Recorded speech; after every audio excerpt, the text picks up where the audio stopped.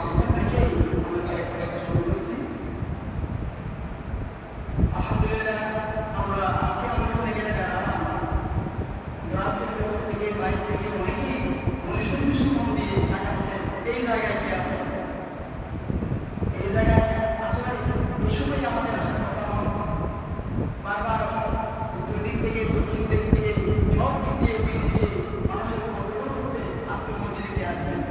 জন্য স্বাভাবিকভাবে মসজিদে মানুষের জমা তো থাকতেন না, আমাদের মুরব্বীরা জানে বা একটা জমাই অন্তপক্ষে হয়তো জমাতে হয়ে যেত। ওটা তো মানুষের অন্তরে একটা সেটাপ ছিল, উনি আসেন, উনি কি করেন দুনিয়াতে ছিলেন। আজকে এই জমাটা আমাদের জন্য অত্যন্ত অত্যন্ত বেদনাদায়ক, অত্যন্ত মর্মান্তিক একটা দিন হিসেবে আমরা আজকে আমাদের মুসলিমেরা এই মসজিদের যারা মুসলিম আছেন তাদের মনে আমাদের অন্তরের একটা অংশ মন বেদনা চিন্তা আসতে পারা, এই মারাত্মক দিনগুলো নিয়ে আমরা আজকে এই মন্দিরে হাজির হয়েছি।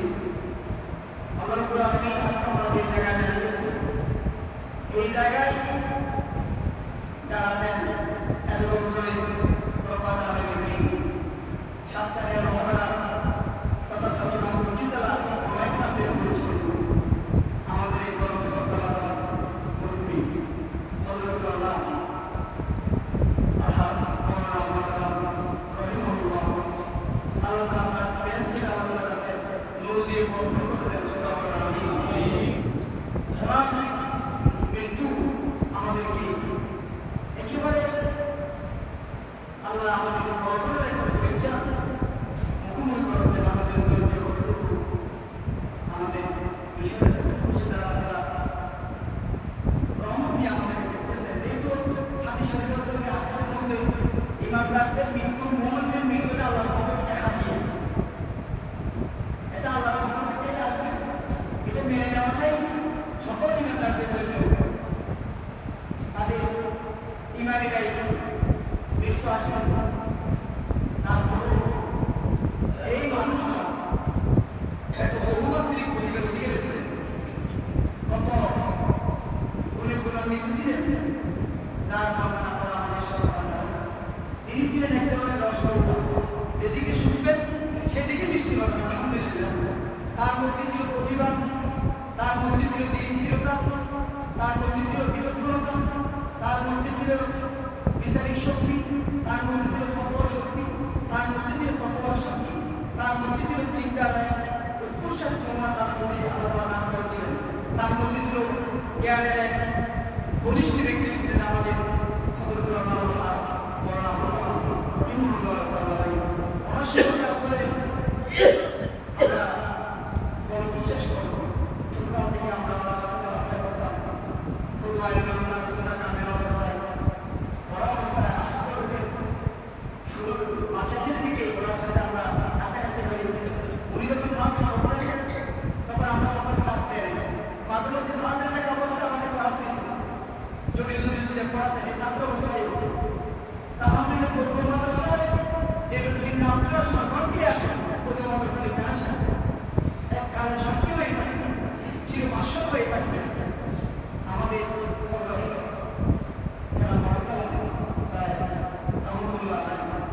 আমরা আজকে তাকে হারিয়ে আল্লাহর এই মহান পরীক্ষা যাবে এই মুসল্লিদেরকে, এই এলাকার ইমানদারদেরকে তাকে আল্লাহ তাআলা বলিষ্ঠভাবে তাকে দাঁড়ানো, তাদের গভীর তাকে সফল করুন। আমি আল্লাহ তাআলা আমাদের কাছে ওনাদের বিশাল শূন্যতা, ওনার ছিল বহুমাত্রিক গুণ, ওনার কারণে উনি নিল দুনিয়া বিপুল। উনি চাইলে তো 15 বছর 20 বছরের একটা পাও তারা করতে পারতেন। মানুষকে আমরা চাইলে তো একটা বাড়ি করা যায়, কিন্তু তিনি বলেন চিন্তাও নেই। তাহলে তার তাকেও তিনি ছিলেন, তিনি এখান থেকে চাইলে বেরো হতো না। আমরা প্রায় সব ভাবতাম, আমি তো মসজিদে নামাজ পড়াই। এখন আজকে সকলে বলতে যে কি বলো না বলো, তুমি না কি এই জায়গায় তোমার রাস্তা হলো মোরা তো করছিলাম, আমার অর্ধেক এসে টাকা ফেরত দিয়ে ফেললাম, আজকে আমার মসজিদে চলে যাবে। এখানে দেখছি যে বেশি সুন্দর লাগতেছে, এই জন্য আলহামদুলিল্লাহ। এগুলো একটু মানুষ খুব কম, এই সময়ের মধ্যে খুব কমই আমরা খুব রেয়ার আমরা তার শূন্যতা, তার যে চাহিদা আমরা অনেকবার ফিল করবো। এই জন্য আমরা সকলে তার জন্য দোয়া করবো। দোয়াটাই এখন আমাদের জন্য ওনার জন্য একটা অনেকবার একটা হক। ইমানদারদের প্রথম দাবি হচ্ছে আমরা তার জন্য দোয়া করবো, তার পরিবারের জন্য দোয়া করবো, সকল ইমানদারদের জন্য আমরা দোয়া করবো। গত সপ্তাহ শনিবার আসলাম আমাদের মাদ্রাসার প্রতিষ্ঠাতা আমরা শাস্ত্রী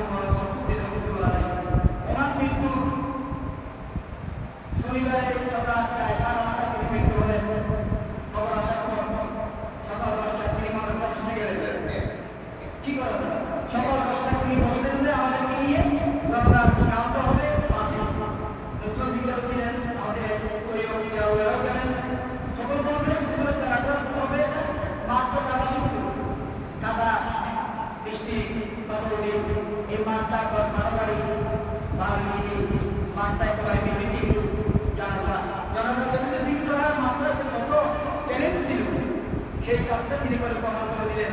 আসলে এই জানাজার মাঠটা তিনি পুজোর জন্য করেনি, তার জন্যও করেছেন।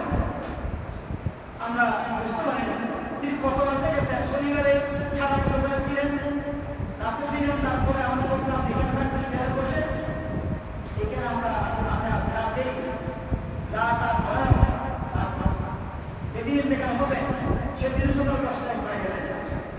এর আগের দিনে গেলেন, আগের দিন আমাদের মাদ্রাসায় গিয়ে তিনি তার আলোচনার সভাপতি, ওখানে তিনি চলে গেলেন প্রোগ্রাম।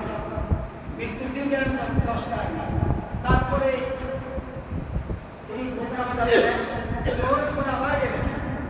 আমি এসে রাত্রে আগে আপনি বললাম যে রাত্রে গেলেন, তারপর আপনি আমরা জিয়ারত আছে এটা নিয়ে একটু গণসংযোগ করা, হাজির করা সকল মানুষ, আল্লাহ কমিটির মানুষ, যত ছাত্ররা আছে কোনো কালাম সাহেব আসলে তার পড়াশোনা করবো না, ওনার ডিসিশন এসব কাজগুলো হবে। আলহামদুলিল্লাহ হাজির করার পক্ষ থেকে বলা দেওয়া হয়েছে যে এই মেজবানের ব্যাপারে আমাদের কোনো সিদ্ধান্ত কোনো উন্নতি যা বের হবে তা বাস্তবায়ন হবে।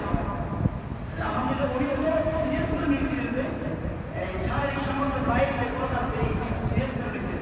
আলহামদুলিল্লাহ আমরা দোয়া করবো আমাদের জীবনে তাকে ওনার শরীর ছিলেন মসজিদে ওনার মতো যোগ্য ভাগ্য মুত্তাকি পরহেজগার চৌকস একটা মানুষ আমাদের এখানে দরকার। আল্লাহ তাআলা তাদের সুযোগ করে ছোটবেলা আমি ওনার পরিবার আমাদের ছেলে সন্তান নেই, কোনো অসুবিধা নেই। অনেকে বলে ছেলে নেই নেই এটা নিয়ে আমাদের একটা হ্যাকলেট করে ফেলি, এটা হোক পৃথিবীতে অনেক বিখ্যাত মানুষের ছেলে নেই,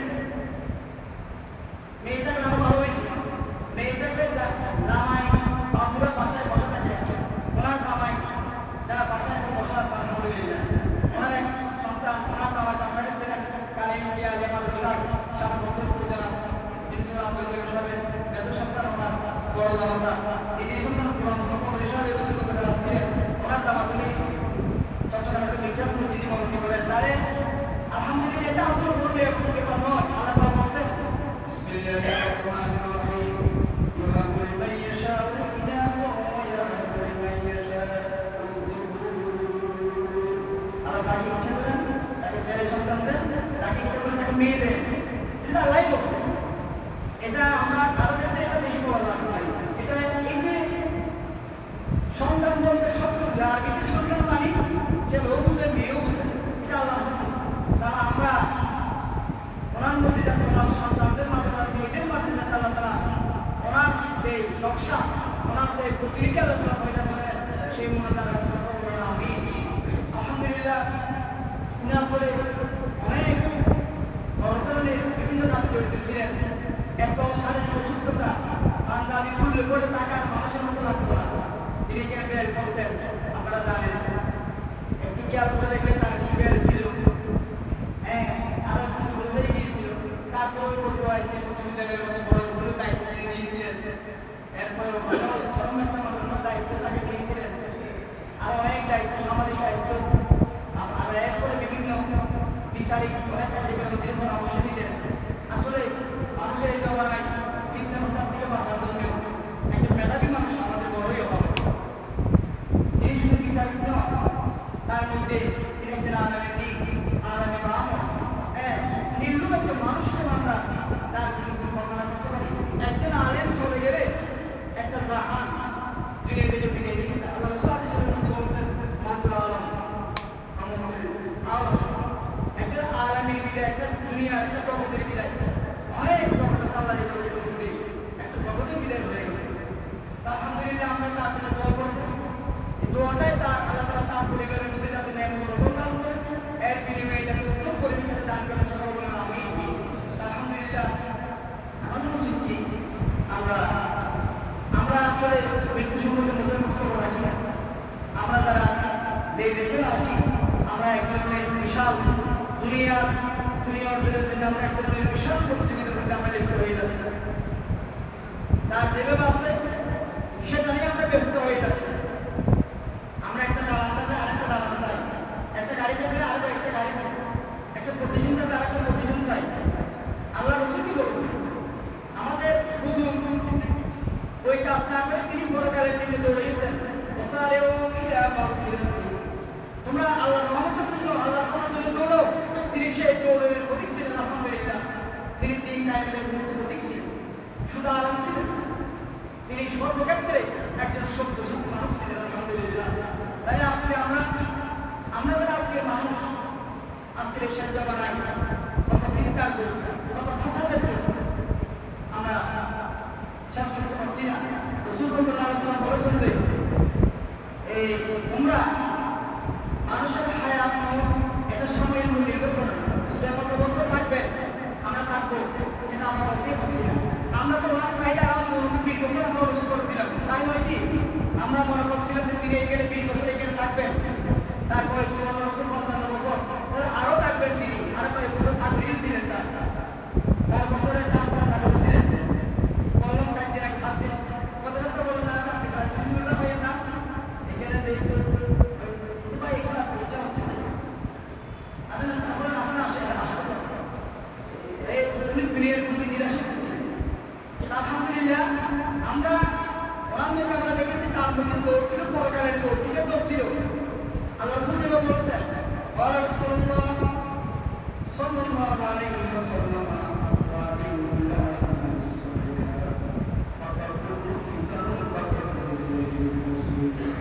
তোমরা দৌড়ো আমরা সারা করার জন্য বা আমরা করার জন্য দৌড়ো মানুষেরা যেমন দৌড়ায় তুমি সেরকম দৌড়ো প্রতিযোগিতা করো দুনিয়ার জন্য প্রতিযোগিতা করো পরকালের প্রতিযোগিতা করো সারি ইলা মাগফিরাতি আল্লাহর ক্ষমার জন্য তোমরা দৌড়ো দুনিয়ার সাহাবায়ে কেরামদের চরিত্র ছিল তারা পরকালের জন্য দৌড়িয়েছে আগান হলে কোথাও আল্লাহ রাসূল সাহাবায়ে কেরামদের বৈশিষ্ট্য ছিল আগান হলে মসজিদের জন্য দৌড়াতেন রাসূল সাল্লাল্লাহু আলাইহি ওয়াসাল্লাম যখন রাষ্ট্রীয় কার্যাদি সম্পন্ন করে যখন তিনি তার স্ত্রীদের উদ্ধারে আসতেন ইতিমধ্যে আগান হলে তিনি এইভাবে মসজিদের জন্য দৌড়াতেন যেন এদের কাম ছিলেন সুবহানাল্লাহ এটা ছিল আল্লাহ রাসূলের আহ্বান এটা ছিল সাহাবায়ে কেরামদের চরিত্র এটা ছিল আমাদের হযরত মাওলানা মাহবুব মকবুল শাহ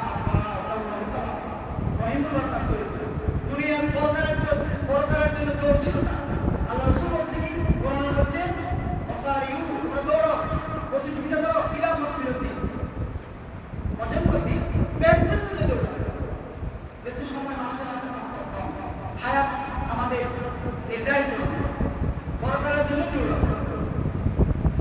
আল্লাহ রাসূল বলছেন এই হাদিসের মধ্যে বাদিরু প্রতিযোগিতা করো বাদিরু বিল আমালিস সালিহা সৎ কাজের জন্য তোমরা প্রতিযোগিতা করো সৎ কাজ কি মানুষের ইবাদত করা মানুষের সেবার অংশ নেওয়া মানুষের প্রতি উপকার করা সবগুলো সৎ কাজ যেভাবে বললাম মানুষের মানুষ সেবা করা আল্লাহর জন্য কাজ করা আল্লাহর ইবাদত করা রাসূলের আনুগত্য করা সকলের ইবাদতের মধ্যে মানুষ সেবা করা আজ দুনিয়ার মধ্যে কত বিশৃঙ্খলা বিরাজ করতেছে কিন্তু এই ধরনের মানুষরা যেখানে ছিলেন সেখানে অনেকটা শৃঙ্খলা ছিল আলহামদুলিল্লাহ উনি আসেন সকলে অপেক্ষা করতেন উনি কিছু কথা বলতেন আমরা তো ওনার সামনে কোনো কথাই বলতাম তাহলে আলহামদুলিল্লাহ মানুষ সব যাচ্ছে কিন্তু এই ধরনের মানুষ পাওয়াটা কঠিন আলহামদুলিল্লাহ আমাদের দৌড় হবে কোন দিকে ওনার মতো পরকালের দৌড় আমাদের হবে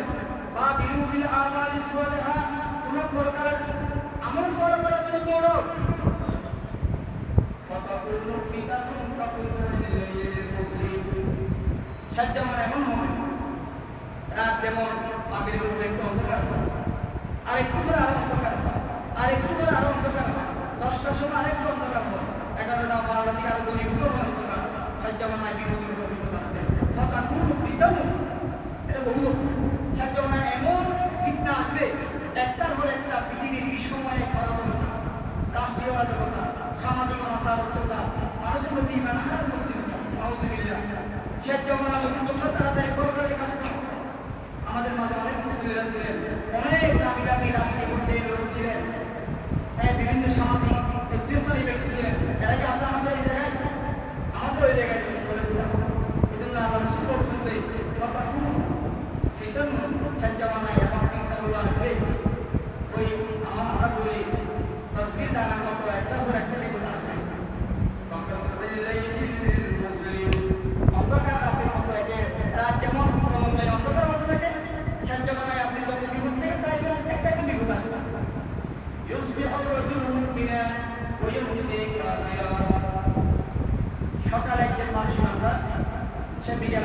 হয়ে গেছে মাউসুলিয়া ويمسي مؤمنا ويصبح كافرا এরপরে বিকেল সেই ইমানদার সকাল আবার বেঈমান হয়ে গেছে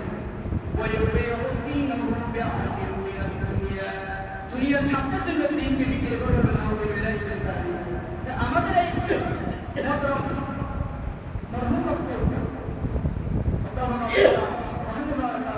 তিনি তার সিদ্ধান্ত থেকে তিনি পাল্টান না। তিনি কোনো বেশি মানুষকে বেশি তিনি বেশি বড় মানুষের দিন বেশি পূজা করতেন না।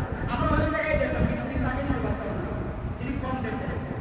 আলহামদুলিল্লাহ আপনারা সেই একজন বলিষ্ঠ ব্যক্তি মুসলিম ছিলেন যদি আপনাদের মধ্যে শূন্যতা থাকবে, আপনাদের মধ্যে বেদনা থাকবে, পেরেশানিতে থাকবে।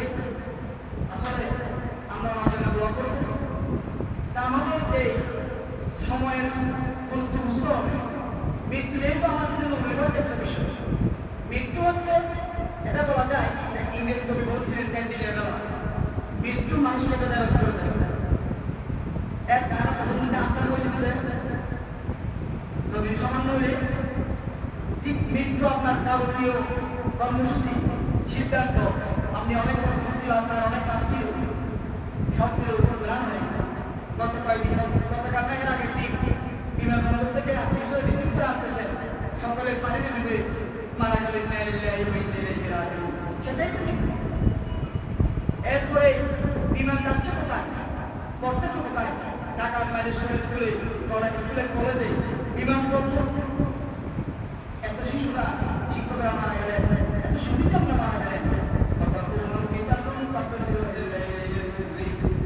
যেমন এমন হবে একের পর এক বিপদের মেসেজ আসবে, সংবাদ সকালে পত্রিকার কাগজ দেখলে, অনলাইন এবং ইন্টারনেট, অনলাইন এবং প্রিন্ট মিডিয়া, ইলেকট্রনিক মিডিয়া দেখলে বিভিন্ন ধরনের খবর আমাদের মনে আসলে বলে যাবে।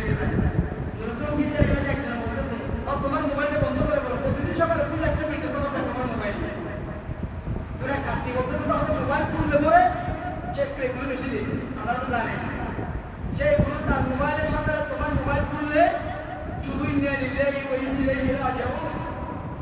তোমার মোবাইলের দ্বারা আমার আসক্তি হচ্ছে, তাই এর দ্বারা মানুষের মধ্যে মৃত্যুর খবর। আলহামদুলিল্লাহ আমরা মৃত্যু নিয়ে আল্লাহ রহমত কামনা করি, আমরা মৃত্যু আল্লাহর পক্ষ থেকে রহমত মনে করি। আলহামদুলিল্লাহ আল্লাহ তাআলা আমার যতদিন দুনিয়ার মধ্যে থাকার কথা রয়েছে তিনি ততদিন ছিলেন।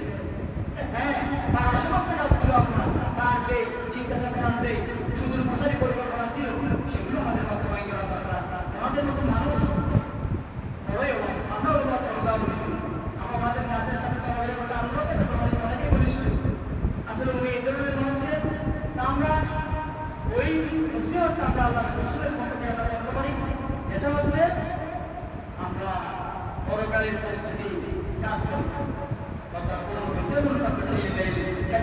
মানুষেরা সকাল বিকালে সকালে দুনিয়ার লোভে দিনকে বিক্রি করে ফেলবে, কিন্তু মহতরম তিনি এগুলো করেন না। তিনি আকর্ষণীয় এক ব্যক্তি ছিলেন, তিনি একজন আজীবন এক পরামর্শক ছিলেন। তিনি একেবারে তার বাল্যকাল থেকে তিনি একজন ছিলেন, তার স্বাভাবিক জীবনে তিনি একেবারে বাইরে পেশন, তিনি তার স্বাভাবিক জীবনে মেনটেন করেছেন। এই জন্য আমরা আমাদের দোয়া করি, আমরা নিজেরও এই ধরনের মৃত্যু আমাদের সাথে আছে। হ্যাঁ, এতে আর বিভিন্ন বলছেন যে সবসময়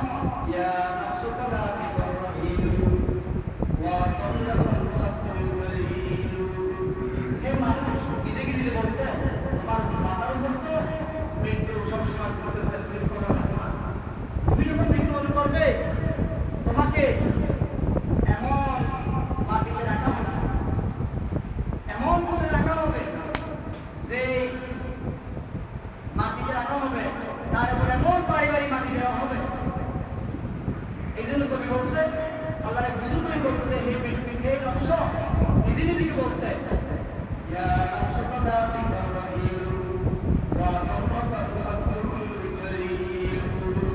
তোমার উপরে মহান বিপদ কাটছে।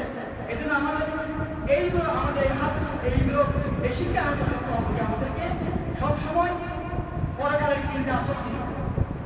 قال رسول الله صلى الله عليه وسلم الكيس من قال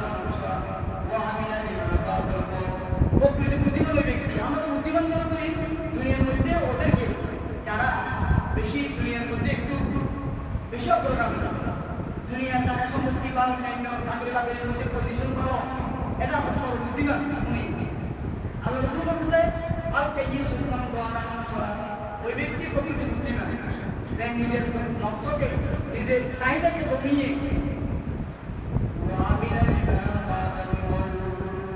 কাজ করেছেন কোন সময়ের জন্য, পরকালের জন্য কাজ করেছেন। যিনি পরকালের কাজ করবেন তিনি প্রকৃত বুদ্ধিমান।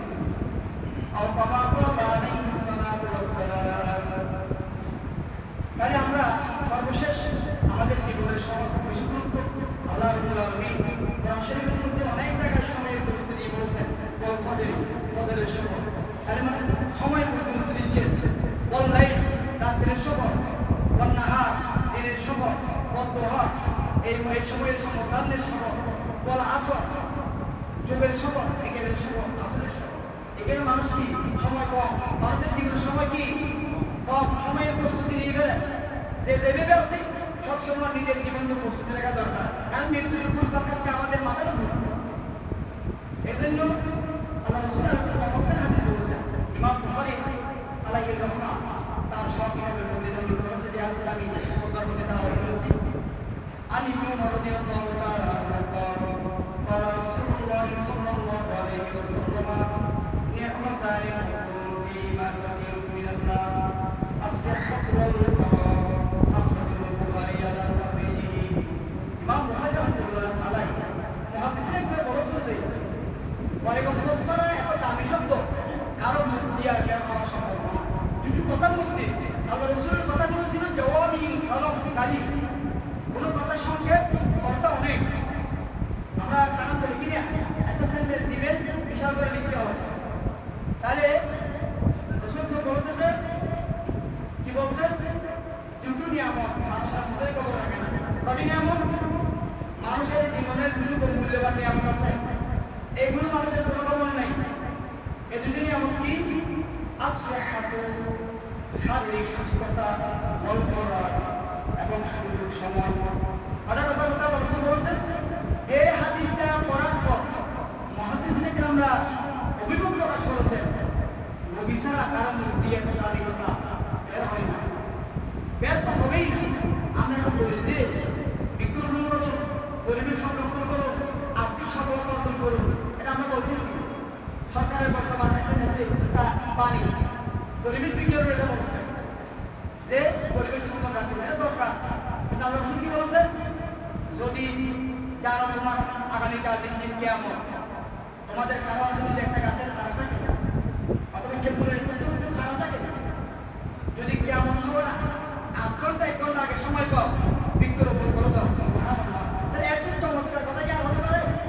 আগামীকাল নিশ্চিত আপনি বৃদ্ধ হয়ে গেছেন, 80 বছরের বৃদ্ধ, আপনি মারা যাবেন, একটা গাছের ছাড়া রোপণ করে দাও। এই গাছের ছাড়া থেকে ফলমূল ধরবেন, ছোট খাবেন, টাকা তারা খাবেন, পশু পাখিরা খাবেন, সালামি করবেন, সবগুলো সব আপনার আমল নামায় যাবেন। আলহামদুলিল্লাহ। এই যে পরিবেশের কথা সরকার বলেছেন, বিজ্ঞানীরা বলতেছেন, পরিবেশবাদীরা বলতেছেন, এর সেই দামি কথা কে বলেছেন? সৈয়দুল মুরসালিন মুহাম্মদ রাসূলুল্লাহ সাল্লাল্লাহু আলাইহি ওয়াসাল্লাম। সেই আগামীকাল জানাতে নিশ্চিত কিয়ামত, তোমার হাতে কাছে একটা গাছের চারা থাকে, তাহলে তুমি সময় পেলে গাছের চারাটা কি করে দাও। তাহলে আমরা এখন গাছের গাছ কেটে ফেলতেছি, আমরা এখন পাহাড় কেটে ফেলতেছি, আমরা এখন রাস্তাঘাট সংকীর্ণ করে ফেলতেছি। যদি পারি রাস্তার মধ্যে কয়েকটা সিট আমরা বাড়িয়ে দিচ্ছি, তারপরে রাস্তা গাড়ি চলতে পারছে না, দুনিয়াকে আপনি নিয়ে যাবেন, পানি ডিস্টার্ব করতে পারছে না, দোকানের সামনে আর দোকান বাড়িয়ে দেওয়া হচ্ছে। আজ মানুষের তাদের পরিবেশ দর্শন করছে, কত বিচার কলকাতায় করতে পারবে।